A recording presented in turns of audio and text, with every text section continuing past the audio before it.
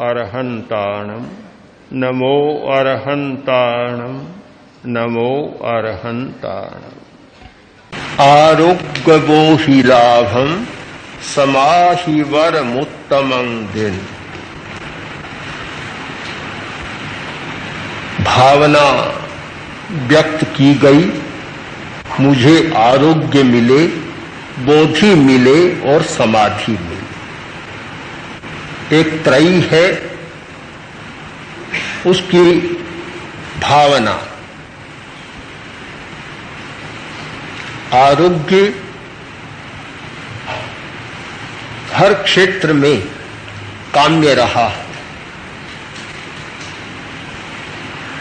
संस्कृत साहित्य में आरोग्य के बारे में बार बार कामना की गई और सारी सफलताओं का आधार आरोग्य अथवा स्वास्थ्य को माना गया। स्वास्थ्य की अनेक पद्धतियां, प्रणालियां प्रचलित हुई और चिकित्सा की भी अनेक पद्धतियां, प्रणालियां प्रचलित हुई। महावीर का दर्शन चिकित्सा का दर्शन नहीं है और स्वास्थ्य का दर्शन भी नहीं है, किंतु ज्ञान को विभक्त कर देखना अनेकांत में कभी मान्य नहीं। सारा ज्ञान सापेक्ष है। निरपेक्ष दृष्टि से ज्ञान को नहीं देखा जा सकता और बांटा भी नहीं जा सकता। एक ज्ञान की शाखा और दूसरी ज्ञान की शाखा के बीच में कभी कोई लक्ष्मण रेखा नहीं खींची जा सकती। प्रत्येक ज्ञान का उपयोग प्रत्येक क्षेत्र में होता है। महावीर ने अस्तित्व का प्रतिपादन किया। उनका मुख्य सूत्र रहा आत्मा। आत्मा, आत्मा, अंतरात्मा, परम आत्मा, विशुद्ध आत्मा। जहां आत्मा की विशुद्धि है वह स्वास्थ्य बसता नहीं है। आत्मा की मलिनता स्वास्थ्य की समस्या, आत्मा की पवित्रता स्वास्थ्य का समाधान। पृथक्करण नहीं किया जा सकता।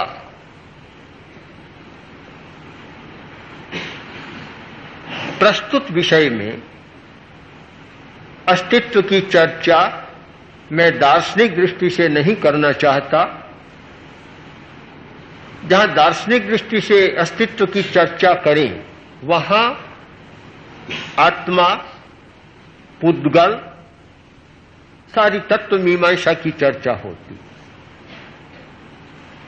स्वास्थ्य के संदर्भ में जब अस्तित्व की चर्चा करूं तो वहां अस्तित्व की परिभाषा बदल जाएगी, व्याख्या बदलेगी। हमारा दार्शनिक दृष्टि से अस्तित्व है आत्मा और स्वास्थ्य की दृष्टि से हमारा अस्तित्व 7 अंग वाला होगा, सप्तांग। 7 अंगों का समुच्चय हमारा अस्तित्व है। शरीर, इंद्रिय, मन, श्वास, प्राण, भाव और भाषा, ये 7 अंग हैं। इन 7 का समुच्चय हमारा अस्तित्व। हमारे अस्तित्व का सबसे पहला अंग और जो दृश्यमान अंग है वह है शरीर। दूसरा अंग बनता है इंद्रियां, जो शरीर के साथ संलग्न है पर कार्य की दृष्टि से सर्वथा शरीर से पृथक है, इंद्रियां।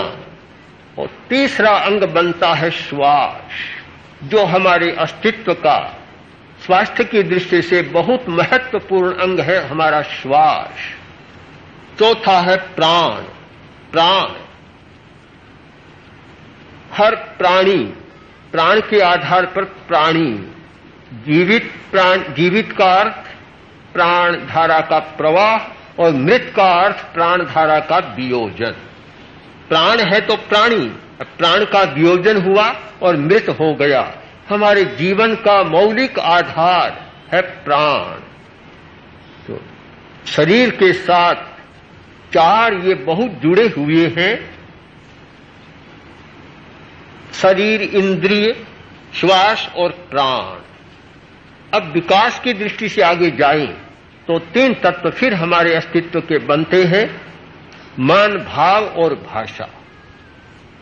ये सात है, एक सप्तक बन गया। ये जो सप्तक है,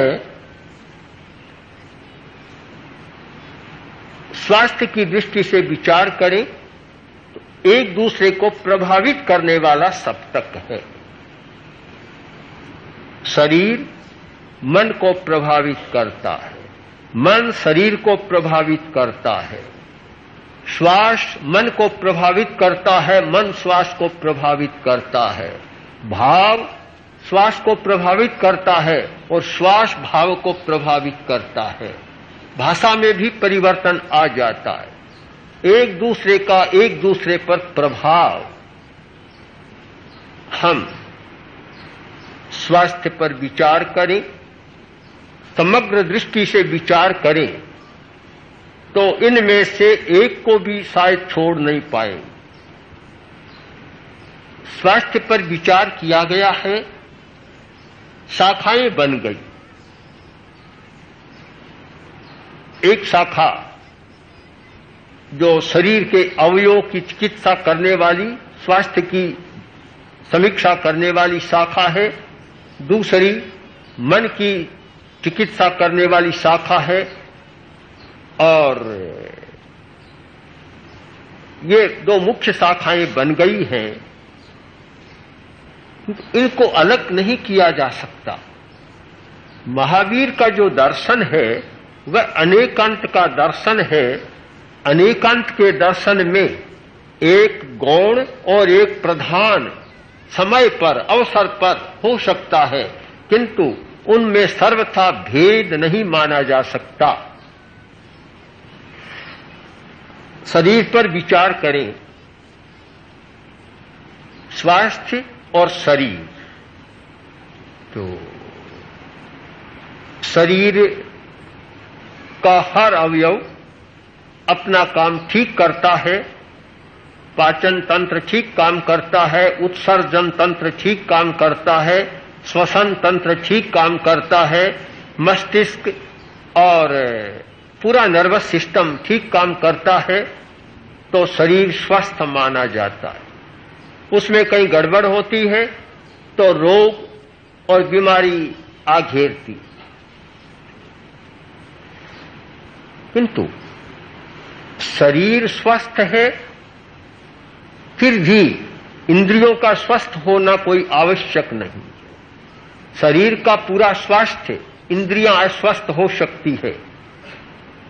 उसका कारण इंद्रियों का अधिक उपयोग, इंद्रियां बीमार बन जाएगी। इंद्रिय पाटव और इंद्रिय की क्षमता का ह्रास। इंद्रिय का पाटव तब रहता है कि समुचित उपयोग किया जाए, न अति योग न अयोग किंतु योग। अति योग नहीं, उनसे ज्यादा काम लेना नहीं। आंख से ज्यादा काम ले, आंख बीमार हो जाएगी। अयोग बिल्कुल काम न ले तो भी बीमार हो जाएगी। योग समुचित इंद्रियों का योग करना, यह इंद्रियों का एक स्वास्थ्य है। श्वास तीसरा जो अंग बनता है हमारे स्वास्थ्य का, वह इधर उधर सबको प्रभावित करता है। एक न्याय आता है, देहली दीपक न्याय, न्याय शास्त्र में, कि देहलीज पर दिया रख दो, भीतर भी प्रकाश करेगा और बाहर भी प्रकाश करेगा। तो श्वास शरीर और इंद्रियों को भी प्रभावित करता है, मन भावों को भी प्रभावित करता है, सबको प्रभावित करने वाला है। श्वास का एक चक्र चलता है। जैसे मस्तिष्क के कार्यों का भी एक चक्र है। आज मस्तिष्क विद्या के अनुसार खोजा गया कि दाएं बाएं मस्तिष्क के कार्यों का भी एक चक्र है और उसका काल निर्धारण किया गया। तो अत्यधिक सक्रियता का काल मान है 90 मिनट से 100 मिनट तक का। एक मस्तिष्क का पटल सक्रिय ज्यादा रहता है और फिर दूसरा पटल सक्रिय बन जाता है। वैसे ही श्वास का, श्वास बायां और दायां, बायां श्वास सक्रिय रहता है और कभी दायां श्वास सक्रिय रहता है। श्वास की भी एक लय है, एक चक्र है, चक्र चलता रहता है, कभी बायां कभी दायां। और वर्तमान में इस पर भी खोजें हो रही है कि जब बायां श्वास चलता है तो हमारा मस्तिष्क का दायां पटल सक्रिय बन जाता है और जब दायां श्वास चलता है तो मस्तिष्क का बायां पटल सक्रिय रहता है। श्वास का एक चक्र और एक लय है। स्वास्थ्य के लिए उसे समझना भी बहुत आवश्यक है। श्वास पर योग में बहुत कार्य हुआ है, स्वरोदय में भी कार्य हुआ है और उसे ठीक समझा जा सकता है। इसी हॉल की एक घटना है, इस प्रज्ञालोक की घटना। कुछ वर्ष पहले एक योगक्षेम वर्ष का आयोजन, गर्मी का समय, भयंकर गर्मी, पूज्य गुरुदेव विराज गए, साधु साध्वियां आगे, पूरा हाल साधु साध्वियों से भर गया। लगभग 400 साधु साध्वियां भाग ले रहे थे और दूसरे संभागी थे। आते ही सबका एक ही स्वर था कि आज इतनी भयंकर गर्मी है, इसमें ध्यान कैसे संभव होगा, हो नहीं सकेगा, बहुत ज्यादा गर्मी है, तो आज इसको अवकाश घोषित कर दिया जाए। तब गुरुदेव ने कहा कि क्या ये ठीक है? तो हमने कहा अवकाश की कोई आवश्यकता नहीं, सब बैठ जाएं। बैठ गए और फिर प्रयोग शुरू किया। आज 1 घंटा का हमारा प्रयोग चलेगा और 1 घंटा तक ये दायां स्वर, जो राइट साइड का भाग है, इसको बिल्कुल अंगुली देकर बंद रखे और केवल बाएं स्वर से श्वास ले, उसी से निकाले। सब बैठ गए और शुरू किया। 10 मिनट के बाद एकदम जम गया और जब 1 घंटा का पूरा हुआ, पूछा गया कैसा रहा, कि आज सबसे अच्छा रहा। न गर्मी का अनुभव और एकदम ऐसा लगा जैसे एयर कंडीशन बना दिया है हॉल को, कोई गर्मी का अनुभव नहीं रहा।